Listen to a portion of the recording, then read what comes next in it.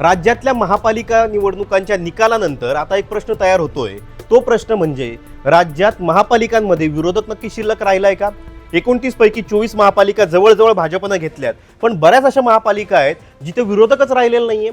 कारण जी पक्षांची युती आणि खिचडी झाली आहे ना, त्या खिचडीमध्ये विरोधकांना अगदी स्थानच नाही अशा प्रकारची स्थिती आहे. यातल्या 2 महापालिका ज्या आहेत ना, त्या 2 महापालिका बघण्यासारख्या आहेत. त्यातली पहिली महापालिका आहे अहिल्यानगरची महापालिका.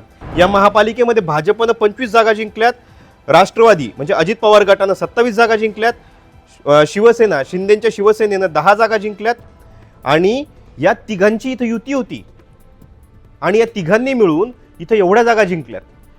तर विरोधात जे होते शिवसेना ठाकरे गट यांनी 1 जागा जिंकली फक्त, जी तिथले जे गाडे आहेत त्यांना मिळाली. काँग्रेसनं 2 जागा जिंकल्यात आणि इथं सुद्धा MIMने काँग्रेसच्या बरोबरीने 2 जागा जिंकलेल्या आहेत आणि बसपानं 1 जागा जिंकली आहे. हीच परिस्थिती एकनाथ शिंदेचं जे गड म्हटलं जातं त्या ठाण्यात सुद्धा आहे. ठाण्यात काय आहे तर ठाण्यात एकनाथ शिंदेच्या शिवसेनेनं तब्बल 50 जागा जिंकल्या. तिथं 131 जागा होत्या, त्यातल्या 50 जागा शिवसेनेनं जिंकल्यात, भाजपनं 24 जागा जिंकल्यात. उभाटाला फक्त 1 जागा मिळाली आहे. उद्धव ठाकरेंचा जो पक्ष आहे त्याला फक्त 1 जागेवर ठाण्यात समाधान मानावं लागलंय.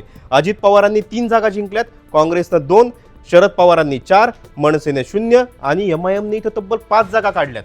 आता तुम्ही विचार करा, तिथं विरोधी पक्ष उरलाय कुठं? इथं फक्त उभाटाची 1 सीट आहे, काँग्रेसच्या 2 सीट आहेत आणि MIMच्या 5 सीट आहेत. त्याच्यामुळे प्रश्न पडतोय की राज्यातल्या महापालिकांमध्ये या निवडणुकांनंतर विरोधक नक्की शिल्लक राहिलाय का? आणि जनतेचे प्रश्न आता मांडणार तरी कोण? तुम्ही एक कमेंट करून खाली नक्की सांगा.